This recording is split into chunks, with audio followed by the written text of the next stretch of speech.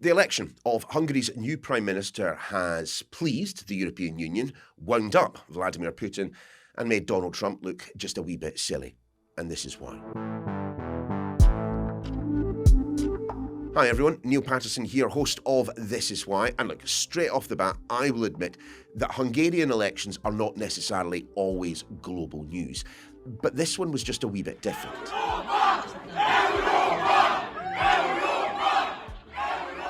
Peter Magyar is Hungary's new Prime Minister. He swept to a thumping victory, promising his voters closer ties with the European Union. Now, that's not something his predecessor Viktor Orban would have been particularly keen on. In fact, over the 16 years that he was in charge of the country, he rather preferred the company of Vladimir Putin, even going so far as to block European Union funds heading to Ukraine. Now, if you were to describe Orban's reign, I would suggest you would call it right-wing, populist, even authoritarian at times, all of which made him a particular favourite of Donald Trump and his Vice President, J.D. Vance. I love that Viktor. I'll tell you, he's a fantastic man. We've had a tremendous relationship. Now, if you are new to This Is Why, this is what we do every day. One story in depth at letting you know why you should be concerned about any particular topic. On this occasion, the election of Peter Magyar. Well, it's because it has ramifications far beyond Hungary's borders. Our correspondent, Ivor Bennett, travelled all the way from Moscow to Budapest to be there for the results. I spoke to him the morning after the night before and began by asking him just to set the scene and describe what it was like when it became clear that Peter Magyar, not Viktor Orban, was to be Prime Minister. It was pretty amazing, actually. We were down on the banks of the Danube, the other side of the river, where the opposition had organised this kind of street party, watch party. They had a big screen where the results were coming in. And every time the result pointed to kind of a win for Tisza in that area, a massive cheer went up. And gradually, there was the moment dawned on people that this was happening. And when the news came through that Orban had conceded, I think initially it was just disbelief. No one thought it would come that early. It happened around 8:30 local, so that was just 9:30 local, I think, 2.5 hours after the polls closed. So really, really quite soon, much sooner than everyone expected. And I don't think anyone expected the scale of this victory for the opposition. So it was disbelief, but then gradually that kind of melted away to relief, and then unbridled joy. There were people kind of hugging, kissing each other. There was champagne corks being popped, and then the music started. People were dancing, and just this carnival atmosphere took hold. It was really quite incredible to witness. Clearly the result may have come as a surprise to, well, some of those close to Viktor Orban, perhaps even including Viktor Orban himself. But what is the significance of this election? Why are we talking about a result? Is it just the fact, Viktor Orban was in fact, the longest-serving European leader? Well, that's part of the significance, certainly. He's been in power 16 years, the European Union's longest-serving leader, as you say, and its kind of most disruptive, most controversial one. So for Hungarians, a huge moment, because there's a generation of people here who've only known Viktor Orban's rule, and so many people we spoke to here felt like, if he stays in power, if his Fidesz party stays in power, we're just going to leave. So many people told me that in the run-up to Sunday's vote. So for them, it's like they've regained their freedom, regained their future. They really, really feel like this is a historic moment for them. And that came across last night. You could hear the music blaring and pumping around 4 o'clock in the morning. Here this morning, the streets have been littered with kind of empty beer bottles. There's really been a lot of people have enjoyed themselves because it's truly historic, but truly historic also for the rest of Europe because of what Viktor Orban represents. He's run Hungary with what he describes as an illiberal democracy. It's made him a poster boy for right-wing populism not just across Europe, but also across the world. And so this election was really seen as a kind of referendum on that whole concept of right-wing populism, strongman conservative rule. And that's why this election, the result is now seen as a kind of big rejection of that. And that's why there's so many kind of consequences potentially for Europe and beyond. Well, we've talked about the loser. Let's talk about the victor. Peter Magyar. Who is he? Yeah, really interesting story. His backstory is because he actually initially he was a lawyer, then a diplomat, and worked within the Orban Fidesz machine. He was a loyalist. He was an insider, part of the kind of Fidesz elite. He used to be married to Orban's justice minister, who resigned in early 2024. So really part of the whole Fidesz structure and machine. Then he kind of turned his back on Orban about 2 years ago, kind of came from nowhere in terms of the public consciousness, and in that time has built this really impressive grassroots movement and united the opposition.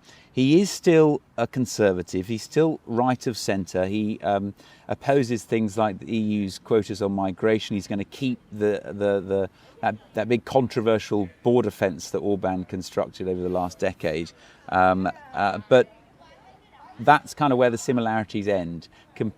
His policies compared with Orban on everything else is like light and day, because he is promising to restore the democratic checks and balances that Orban dispensed with, restore the independence of the media and the judiciary here, unlock the frozen EU funds that were frozen because of what Orban was doing in the country, and is promising basically whole-scale changes, turning Hungary back away from Russia, back towards Europe. He's also promising to end Hungary's dependence on Russian energy. So as I say, stark contrast to Orban, light and day. It really is. People believe they're kind of breathing the fresh air of freedom now. He's not, though, the first opposition politician to have said things along these lines. So how did he actually manage to do it? What was the turning point for the Hungarian people in this election, do you think?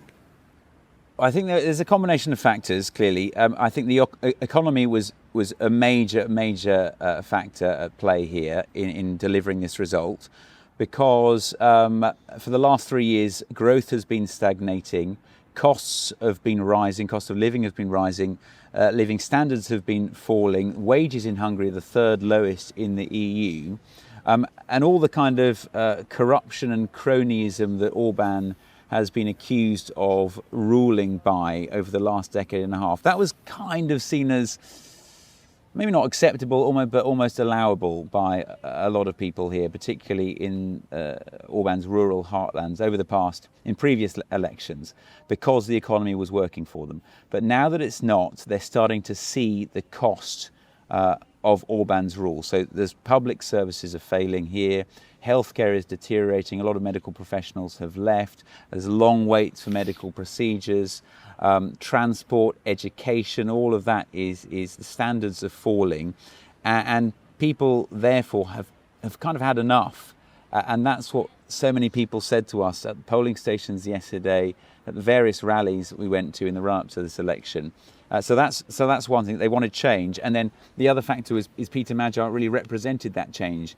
As I say, he came from nowhere 2 years ago. Okay, he was seen as an insider, but he wasn't seen as, that didn't count against him. Quite the opposite, because of his kind of his political flip against Orban. They felt like, look, if he's turning against him, then this really it means something. And he came to the public consciousness by giving an interview with this YouTube channel a couple of years ago that went viral here, very popular YouTube channel. That kind of propelled him into the public consciousness. And then he built momentum and united the opposition because of his campaign strategy. It was a grassroots campaign, touring the villages and towns in Hungary's countryside, which is Orban's heartlands, really capturing the mood. And he crisscrossed the country several times. He did nationwide tours. We caught him a couple of days ago. He was doing 6 campaign stops a day in the run-up to this election to get around all 106 constituencies. Really, really impressive. And that really helped galvanise this kind of mood for change. So clearly there is an awful lot on Peter Magyar's kind of to-do list when it comes to domestic politics. But I think from our perspective, the ramifications of this election could be seismic, felt all the way around the world. I mean, for starters, you've got to wonder what the mood's like in Moscow right now. Yeah, this is a real blow for Vladimir Putin in the Kremlin, because Viktor Orban was basically Moscow's man inside the EU and inside NATO. He was consistently accused of acting in Moscow's interests, not Brussels, in the sense that he was consistently kind of blocking or opposing aid to Ukraine, most recently that 90 billion euro loan package that he previously agreed to in December. Then in March he said no, I'm not going to pass that, I'm going to veto that. And then also consistently kind of derailing, slowing down sanctions on Moscow. In the run-up to this election, there were numerous scandals about just how deep the links were between Budapest and Moscow. His foreign minister, there was a phone recording, a leaked phone recording between Orban's foreign minister, Peter Magyar, and Sergei Lavrov, the Russian foreign minister, in which he was alleged with sharing confidential EU information with Moscow, and that led to accusations of treason. So this was a real strategic relationship for Vladimir Putin, acting in Moscow's interest. So it's a real setback for him, certainly. They're putting a brave face on it. We just had a comment from the Kremlin, actually, this morning, Dmitry Peskov. Let me just pull that up on the phone. They said, Hungary has made its choice. We respect this choice. We expect to continue our very pragmatic contacts with the new leadership. I think we'll have to see how pragmatic that is, because in the run-up to this election, Magyar was accusing Orban of being an agent of Moscow. He's going to turn back to the EU. I'm not sure how much contact he's going to have with Moscow. A lot of the people that you were speaking to in and around the time of the election result kept mentioning Europe and indeed the European Union as a driving force in why they voted for Peter Magyar. I mean, as you've mentioned, he is a conservative himself. Does his victory necessarily mean a complete pressing of the reset button between Hungary and the European Union? Yes, absolutely. That was one of his big kind of campaign pillars, this pivot back to the EU, and he's made it clear that is the direction of travel in the speech he made to his supporters last night. His first kind of trip abroad is going to be to Poland, he said, then Vienna, then Brussels. And the reason is he wants to unlock those funds frozen by the EU over the democratic backslide under Orban's government. So it's a very much a pro-EU relationship that is going to be restored. There were lots of blue European Union flags being flown outside Parliament last night. So that is, very much a reset. Europe, I think, therefore, is celebrating. We've had lots of congratulatory messages from EU leaders. I think they will be breathing a sigh of relief, also celebrating because this thorn in their side has been finally removed, making their life a lot easier, but also when it comes to dealing with Russia, it means they can present a much more united front in terms of trying to punish Russia over its full-scale invasion of Ukraine, but also help Ukraine in tackling Russia, because it means this 90 billion euro aid package, as I say, to Ukraine has been unlocked. They don't need to find a way around Hungary's veto. That veto won't be there anymore. I mean, I'm sure Vladimir Zelensky will be welcoming the money and indeed what that money will be able to purchase. But I wonder if almost as useful to the Ukrainian cause is the fact that we are seeing a more, in inverted commas, united Europe as a result of the Hungarian election results. Yeah, for sure. I mean, there's the economic factor too. That 90 billion is crucial. They said the funding was going to run out at the end of April, and so they desperately need it. The EU was saying in the run-up to this that they're confident they can find another way around it. But I think it still wasn't clear how they were going to do that, but now they don't have to worry about that. So there's the economic factor, but there's also the kind of political, diplomatic factor. As I say, this more united front, that is important because Viktor Orban, he unlike the rest of the EU, or most of the rest of the EU, there's a few kind of anomalies like Robert Fico in Slovakia.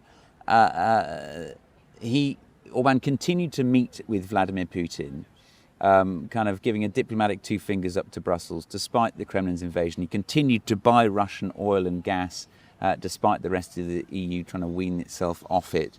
And it was just, and it really kind of stymied the bloc's efforts to isolate the Kremlin and punish it for its invasion. That now will be removed because Magyar, Orban's successor, is saying that he's going to end that energy dependence on Russia. It's going to take a bit of time, clearly, but the direction of travel is a 180-degree flip away from Moscow back towards Brussels. What then, Ivor, about the stars and stripes bedecked elephant in the room? I mean, Donald Trump is not going to be happy about this. I mean, he sent the vice president there, in essence, to campaign on Orban's behalf, didn't he?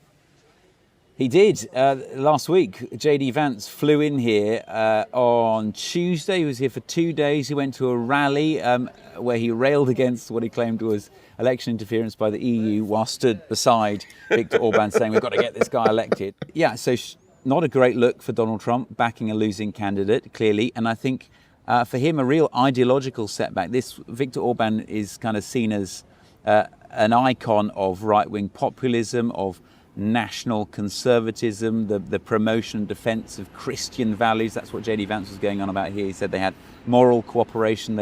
He said Hungary and the US represent the defence of Western civilization.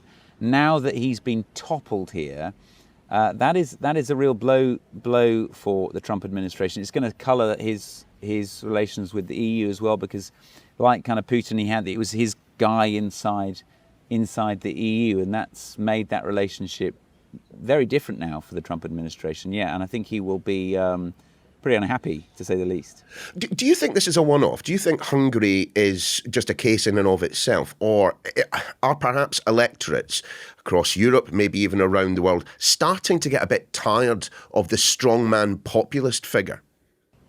That is the key question. And I think, obviously, in Brussels, they'll hope it's the latter. They will hope that this is kind of a setback for kind of right-wing populists across the bloc, the AfD, Marine Le Pen, AfD in Germany, Marine Le Pen in France, Geert Wilders in Holland, all of those who came to Hungary actually just a month or so ago to endorse Orban. They will see this as a kind of, as I say, referendum on that whole idea of strongman nationalist rule and a rejection of it. I think that's discounting all the unique factors in Hungary. As I say, Orban has already been in power for 16 years. The economy wasn't working for him. So is it just a fact that this has now, it's run its course here? Is this a kind of one-off? I think that remains to be seen, and there'll be people will have hopes on one side, fears on the other of that, depending on which side they favour. And what of Viktor Orban himself? Strikes me that he's not exactly the type of man to exit stage left entirely silently. Yeah, I think that was part of the surprise last night as well, actually. A, the concession, and B, coming so soon. I think there was in the build-up to this, that was why I was asking people, do you really think he's going to actually go quietly here? Because he's built a whole system that favours his party. He's accused of gerrymandering, which is the redrawing of the electoral map. Over the years, he's made his party extremely hard to beat and entrenched his support. In two of his re-elections, he's won supermajorities despite getting less than half the vote. It's really kind of skewed system here. And so people thought, after this long, he's really not going to just concede defeat. Everyone was bracing themselves for kind of quite messy legal challenges. But there we go. He got that concession really early, and I think that was partly because of the scale of the defeat. He had no choice but to accept it. And he said last night in his speech to his supporters that we're gonna serve the country in the opposition, serve you in the opposition. But I wonder if he's going to stick around. I don't know, because he also, don't forget, he was Prime Minister of Hungary quite a while ago, 1998 to 2002, then was in opposition 8 years. So he's been here before. He did come back. This time it feels very different, though. And some ominous words from Peter Magyar last night to his supporters. He said, those who defrauded Hungary will be brought to justice, held to account. Is that just, his Orban's allies, individual figures within the leadership structure, or is it Orban himself? Clearly, this is an incredibly important election for any number of reasons. Washington, is going to be making waves about this. The European Union, of course, as well. But doesn't the election of Peter Magyar make Hungary more of a target? Doesn't the fact that Viktor Orban has gone and he has come in mean that Vladimir Putin might be looking, a little bit differently at Hungary in the future? I think that is one way of looking at it. I'm not so sure, because I think he needs that link, he needs that ally in power here in order to serve his interests. It's going to be much harder to subvert a country, a different leadership structure here that's anti-Moscow. Hungary was an ally by virtue of Viktor Orban's leadership, not because of what Hungary represented, if you see what I mean. I think so. If anything, I think Moscow might concentrate its resources and attention on different, more Russia-friendly forces within the EU, the likes of Robert Fico in Slovakia, who has been to Moscow since its invasion of Ukraine, who still buys Russian gas. He's more malleable when it comes to how Brussels deals with him, and it's a bit of a kind of trade-off. But maybe I think Vladimir Putin and the Kremlin might lean on that relationship a bit more now that they've lost Viktor Orban in Budapest. But the mood here is not one of fear anymore. It's one of